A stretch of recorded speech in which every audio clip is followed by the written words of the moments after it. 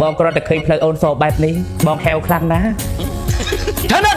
anh nói mình các bạn ba khang nam ao theo chứ hả đi cho phim bài chương nào លោកប៉ានេះកូនធំហើយណា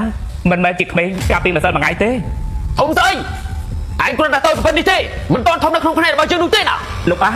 បើលោកប៉ានិយាយអញ្ចឹងយើងវាស់គ្នាអី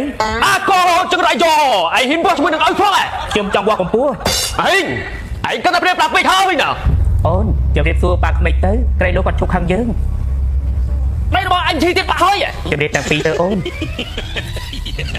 này nhưng mà mình chỉ tên mà đá đúng thế này anh biết xui chân này ជំរាបសួរឲ្យមនុស្សចាស់អូនមិនចេះទេអី Ui,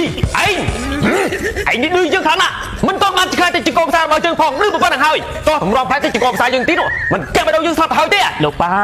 នេះគ្នាខំគោរពដល់បាត់ជើងទៅហើយនៅប្រកាន់គ្នាទៀតអី Trời ơi, anh đâu có đang ca tiền lại cô thả ca bảo bà kia có đây thằng chụp anh à tránh mau ខ្ញុំសុំនៅជាមួយគាត់5នាទីទៀតបានអត់ mình bán thế tôi cái chơi này mình bán thế ចិត្តទៅជាដល់អូនទៅក្មេកយើង anh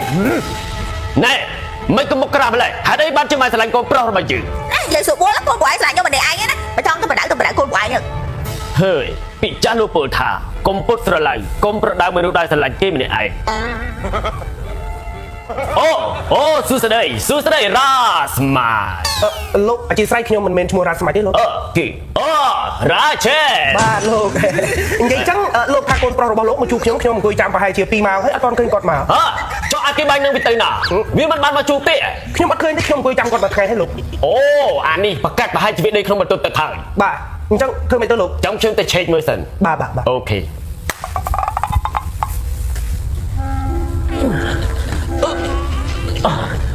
អាជីស្រីរ៉ាឆេ បាទ រ៉ាឆេជីទីខ្ញុំមិនតិចមក ថ្ងៃណា នេះគឺជាកូនប្រុសកំពុងខ្ញុំ អីហេតុមិនបានស្លាប់ចឹង គេមិនលុយដីក្នុងបន្ទប់ទឹកនឹងហើយ អានោះដេកទេចុះ អូខេគឺដេកជួយទាញខ្ញុំផង អីបើបងងាកដេកចឹងហើយទៅធ្វើការងារគ្រូមិនកាត់ទៅលោក ហើយវាក្បាច់ចិញ្ចាំងនេះទៅចឹង ចង់ឲ្យគាត់គេនៅអញ្ចឹងហ្នឹងហ្មង អូខេអានេះកម្ពុជាអាស៊ីដី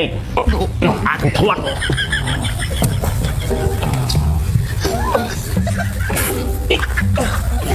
អានេះលោកដេកហ្នឹងឯងលោកដេកហ្នឹងឯងលោក អើយ ចេះលោកចេះ អូខេអូសមុកស្រួលណាស់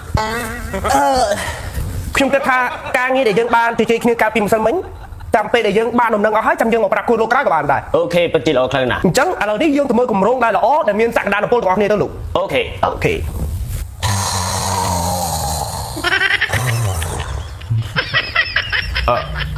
សំឡេងអីគេលោក